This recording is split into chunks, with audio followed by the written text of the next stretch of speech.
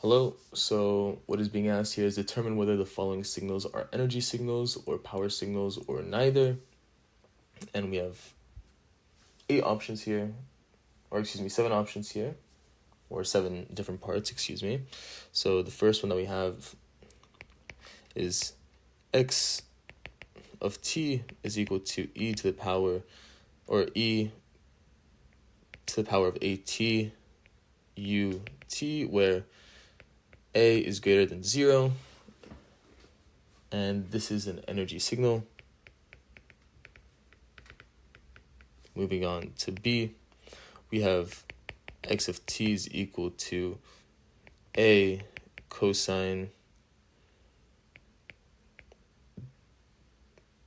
wt plus theta, and that is going to be a power signal.